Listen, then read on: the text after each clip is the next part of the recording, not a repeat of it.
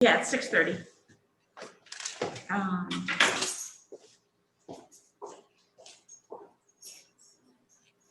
Yeah, David was just texting me. All right, I'll call this meeting to order at 6:30 p.m. Today is Monday, November 16th.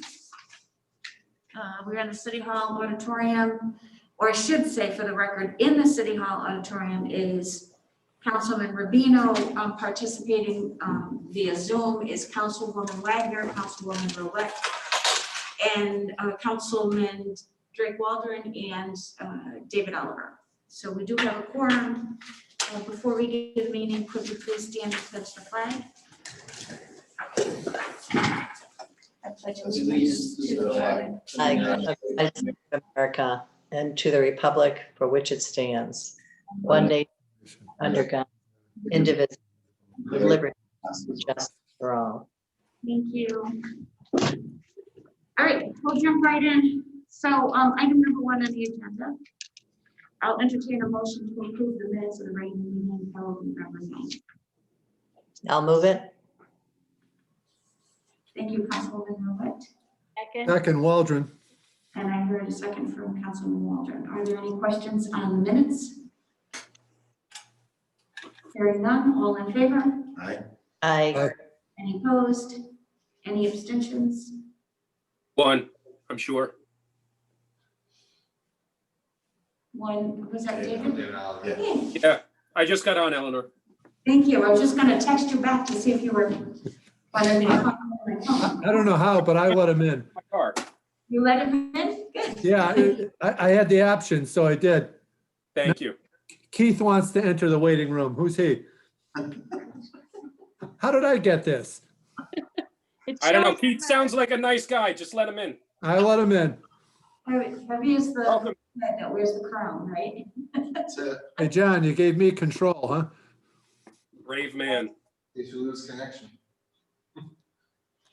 All right, moving on to item 2, I will entertain a motion. This is going to be, the 2, 3, and 4 are all appointments to the newly formed Veterans Advisory Committee. So item 2, I'll entertain a motion to accept the mayor's appointment of Michael Thomas, Mary Janko, and Dennis Bailey as regular members of the Veterans Advisory Committee for 2-year terms that expire on October 1, 2022. I'll move it. Thank you, Councilman. Second. I heard seconded by Councilwoman Roulette. Questions on the motion? Hearing none, all in favor? Aye. Aye. Any opposed? Any abstentions? Item 2, I'll entertain a motion to accept the mayor's appointment of Roger Geiger. Item 3. I'm sorry, Item 3. you move it? Yeah. I'm going to read all 3 names into the record: Roger Geiger, Robert Koppler, and Donald McLeod. And their term expires October 1, 2023. Motion made by Councilman Waldron. Do I have a second? Second. Second by Councilwoman Wagner. Questions on the motion? Hearing none, all in favor? Aye. Aye. Any opposed? Motion carries. Item 4, I'll entertain a motion to accept the mayor's appointment of Richard Delavalli and Linus Van Gloskis as regular members of the Veterans Advisory Committee for 4-year terms expiring on October 1, 2024. I'll move it. Thank you, Councilman. Second. And a second by Councilwoman Roulette. Questions on this motion? Hearing none, all in favor? Aye. Aye. Any opposed? Motion carries. Item 5, I'll entertain a motion to approve the transfers and budget amendment request described in the City Comptroller's memo dated November 10, 2020, pending authorization from the Board of Finance. So moved, Waldron. Thank you, Councilman Waldron. Do I have a second? Second. Second by Councilwoman Wagner. Questions?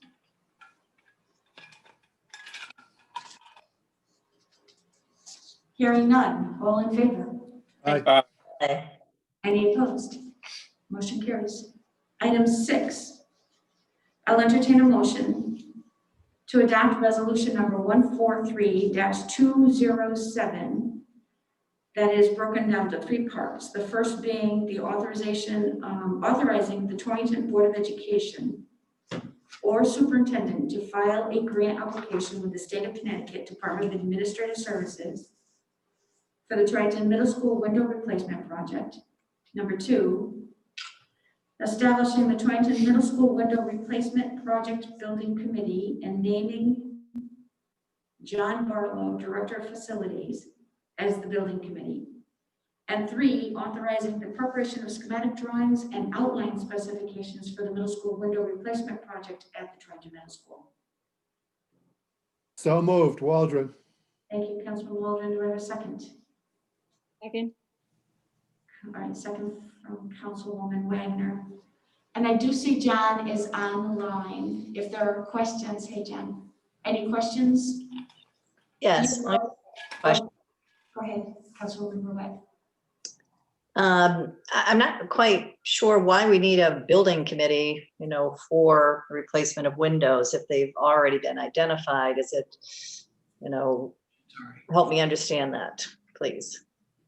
In order to get the grant money from the state of Connecticut, it's a requirement from the state that we form a building committee and that the resolutions be passed by the city. So that's the reason why we're forming the building committee, naming only me as the building committee.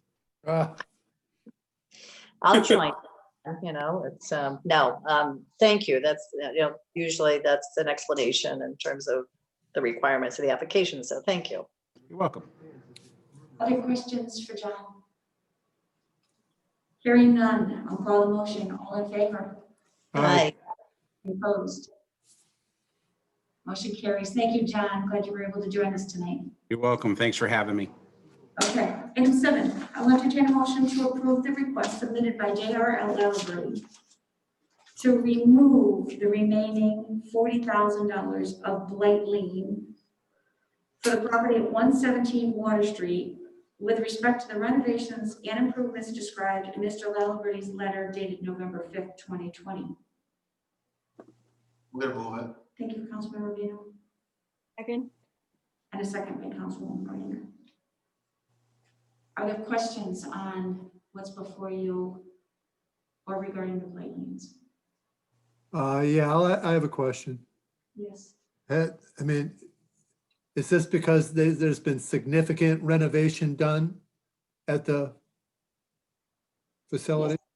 Yes, yeah. So I think if any of the council members would recall this, the blight liens went on back under Owen Quinn's administration. Yeah. I've been here the whole time for this. I thought so, yeah. So, yeah, what it is at some point a few years back, and by a few I mean 10 or 12 years back, Mr. Laliberty came before the council and did ask for us to reduce those blight liens by 50% and to subordinate the blight liens to allow him to get some financing so he could work on the property. What we know now is here we are 10 years later, and it is the most remarkable renovation of that building that you can imagine. I can't wait for the brewery to open. And I think that I speak for all of the members of the blight committee when I say our goal always with blight enforcement is compliance. We're not in it to make money, we're in it to get compliance. And while this one was a long time coming, we're very happy with the end result. And I think these are those extenuating circumstances where waiving these liens or abating these liens would make sense. If there are no other questions, I'll call the motion. All in favor? Aye. Any opposed? Motion carries. Thank you. Item 8, I'll entertain a motion to accept Corporation Council's recommendation and authorize the mayor pursuant to CGS section 12-179 to release the liens described in Attorney Michelle's memo dated November 16th, 2020. I'll move it. Thank you, Councilwoman Ruette. Second, Waldron. And seconded by Councilman Waldron. Questions on the motion? Hearing none, all in favor? Aye. Any opposed? Motion carries. Item 9, I'll entertain a motion to accept the recommendation of the tax collector and authorize the tax refunds indicated in the list dated November 16, 2020. Move it. I'll move it. I see Councilman Rubino and Councilwoman Ruette. Questions on the motion? Hearing none, all in favor? Aye. Aye. Any opposed? Motion carries. Item 10, I'll entertain a motion by the City Council here and acting as a WPCA to accept the recommendation of the tax collector and authorize the sewer use refunds. So moved, Waldron. Thank you, Councilwoman Waldron, Second. and second by Councilwoman Wagner. Questions on the motion? Hearing none, all in favor? Aye. Any opposed? Motion carries. Item 11, I'll entertain a motion to consider business by department heads. So moved. Thank you, Councilman Oliver. Yay. Second, Waldron. Thank you, Councilman Waldron. I need my glasses. Can you enlarge that screen for me?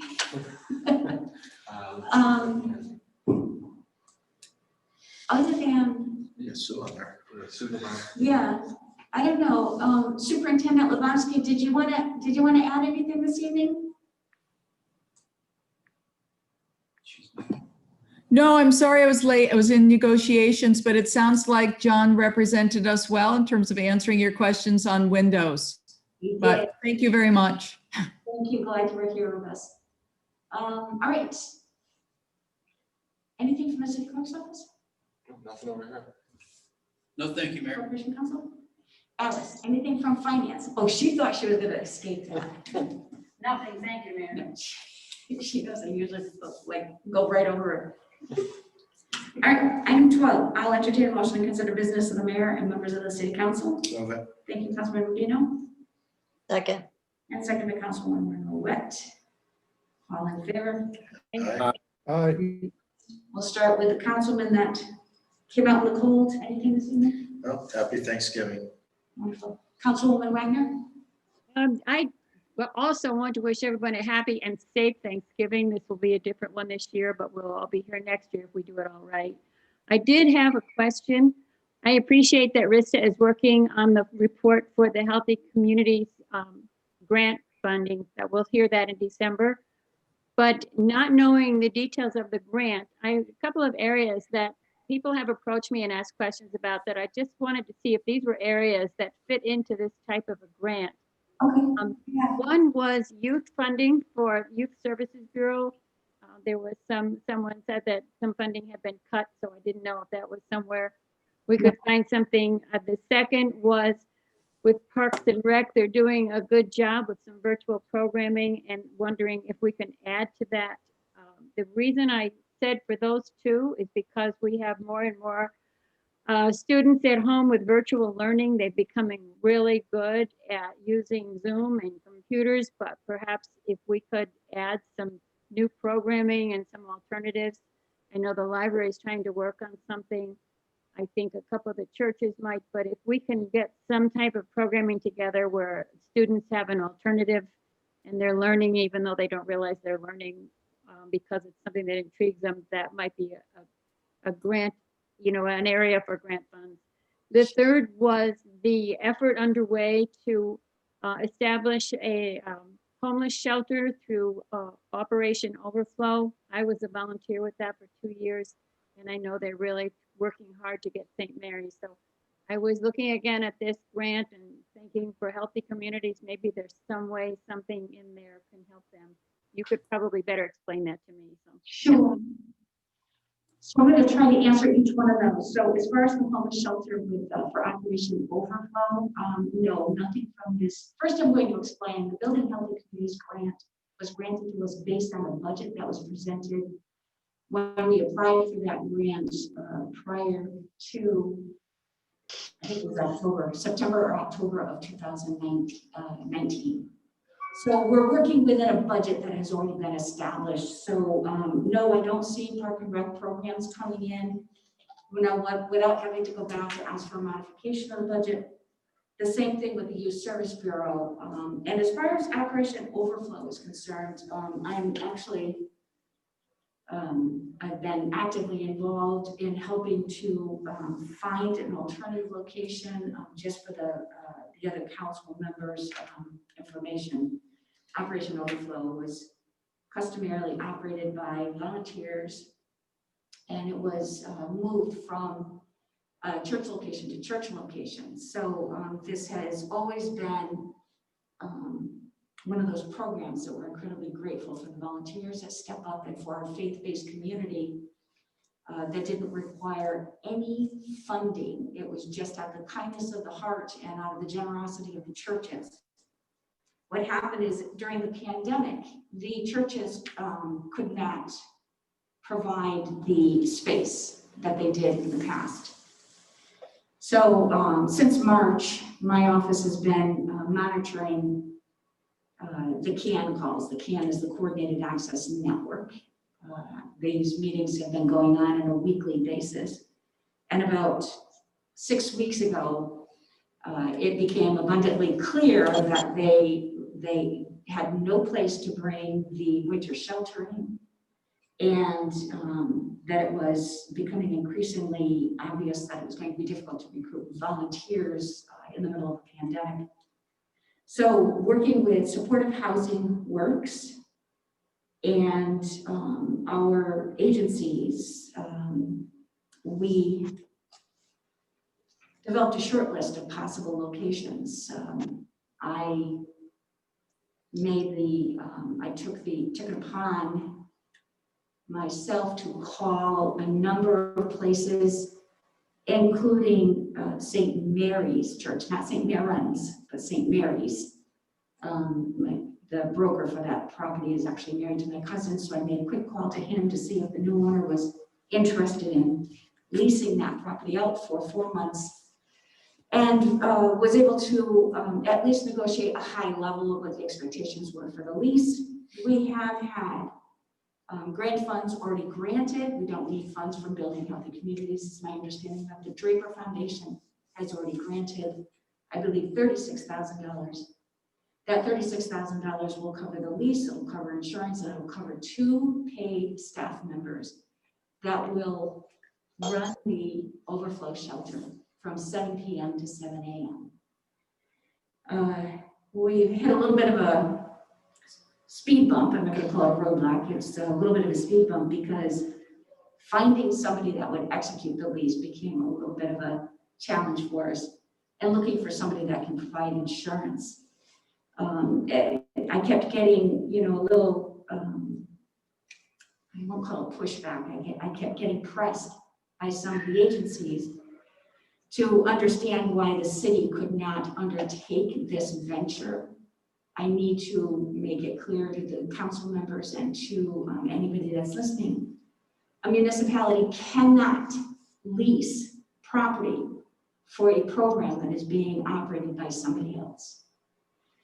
The municipality can also not insure a program that it is not running. So it really became a challenge, which was all hands on deck to find an appropriate agency to do that. We've narrowed it down to 2 agencies that seem to be a good fit. I know those meetings happened on Friday and on Monday, and through Supportive Housing Works, I'm aware that there is additional grant funding through the Department of Housing. So we have funding, we have a location, we have potential lease signers and insurance, and now it's just crossing the T's and dotting the I's. So, Thank you. I appreciate the explanation. Thank you very much. Sure thing. All right. I lost my train. Councilman Waldron, anything? Oh, yeah, happy Thanksgiving, everybody. Big night tonight. My daughter's at the hospital. She's probably going to deliver tomorrow morning. My grandson. Congratulations. Yeah, thanks. And oh, by the way, it's my father's birthday tomorrow. So big day. So hope for the best. Are you out of school? What's that? You're out of school, distance learning? Oh, yeah, we're remote learning this week. So Yeah. that's another adventure, but well, we're good with that. Good. as good as we can be. I know, keeping everybody safe is the priority. Councilwoman Millette? And I think with, keeping everyone safe, I think all of us received the email or voice message from Chief Tomey, as well as many of my neighbors, not that I have a lot of neighbors, but lots of comments about it, Mayor. I'm not gonna voice my own opinion, but small businesses are really quite concerned with the alert. Plus, I know that there's been quite a bit of lines for people who are not symptomatic going in for testing. So I don't know if this is the state emergency management directive or our own directive, but it was certainly had all different kinds of responses. So I'd really just need to know in a brief summary, what was the directive to do that? Thank you. So Chief Talley did, we've been participating in the daily updates from Governor Lamont. And that was the directive to encourage our citizens, our residents to be tested. And Chief Talley drafted that alert. It was also included if you go to the state's website, and it talks about if you have been identified as one of the municipalities in the level red response area, that would be the message to your residents. So I agree with you. It did kick off a bit of a firestorm. Friday morning, I got a call from the hospital informing us that they had 400 cars standing in line waiting to be tested. By 10 o'clock Friday morning, I was on the phone with Charlotte Hungerford Hospital, Community Health and Wellness, Torrington Area Health District, Chief Baldwin. I mean, we just pulled in everybody that's on the executive committee. The superintendent of the schools was on the call with us, just to strategize, how are we going to make sure that we can fulfill the demand for testing? We certainly don't want to turn anybody away if they're feeling they need to be tested. But we also recognized that making sure that they know where all of the testing sites are. They may not all be in Torrington. They may have to travel a bit to get to those testing sites. And certainly if there's no symptoms and they haven't been exposed and they have no reason to believe that they've been in contact with anybody, then it's certainly safe to say you don't need to be tested.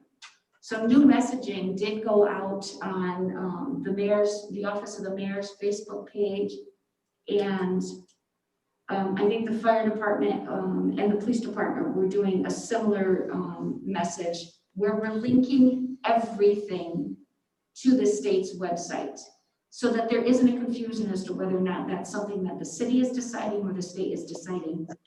When it comes to these things, the city does not decide those things ever. We're always relying on CDC and the state to give us guidance. No, I appreciate the comment, and I can only imagine your office and the phone calls that came in. Usually I don't get, very many calls from people, but I think the message was misconstrued with, that everyone needed to go get testing. And so it was just like, having people try and be more reasonable. And and it's hard to do in a pandemic. No one knows, believe me, I run a business with 280 employees. And so we have our own protocols that follow the state emergency plan and CDC and everything else. So I'm well aware of how delicate messaging can be. So thank you for your explanation. The other comment was just you sent out the email about Alice retiring.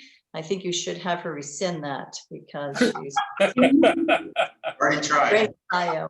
I don't know if she's on the call or room, but in all the years I've been in a public or a city elected position, she has been of great value to the organization, to the city, and to your administration, as well as many other administrations. So I'm sure it was difficult to accept her resignation, but and I know there'll be another time to thank her, but just, try, just say you can't, I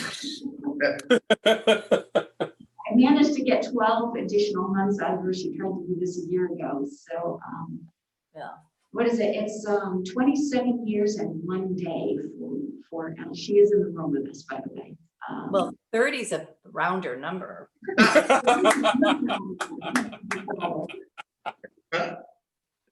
So, Congratulations. Sorry. Councilman Oliver, anything this evening? I can't follow that act, so no. Nope, I got nothing. Thank you. A very quick update for all of you. As you know, as you may know, we are revamping our light up main for obvious reasons. Part of this level red response that we're in does require us to limit our outdoor gatherings to under 50 people. So we're shifting. We'll still be downtown. We'll still be lighting the lights, and the trees will be lit. The windows are decorated. There will be popcorn and hot chocolate, and the fire trucks will be decorated. But we're not saying it starts at a certain time. We're not asking people to meet us at any of the trees for a countdown and a lighting. We're just saying this is a stroll, and we hope that everybody will take the time after Thanksgiving to at least recognize this tradition in some semblance. There will be more to discuss with regard to opening Christmas Village. We, being in the level red response, we know that we must keep those crowds below. At level orange, we were still at 100, and now we're at 50. So we're looking at how to restrict those crowds through a reservation system, and trying to introduce some new elements throughout the season that people can come down and enjoy at their leisure, and not necessarily come down and enjoy because it starts at 5 o'clock. We are continuing. I'll keep you up to date on what is going on with Operation Overflow. I think I'll know better tomorrow once those last 2 details have been buttoned down. We think we have everything ready to go. It's just a question of getting the lease sent to the appropriate authority. And I think that's about it. So if there are no other items, I'll entertain a motion to adjourn. So moved, Waldron. Thank you, Councilman Waldron, I'll second. and second by Councilman Rubino. All in favor? Aye. Any opposed? We are adjourned. Thank you. Thank you all. Good night. All right, good night. Yeah, good Thanksgiving to you.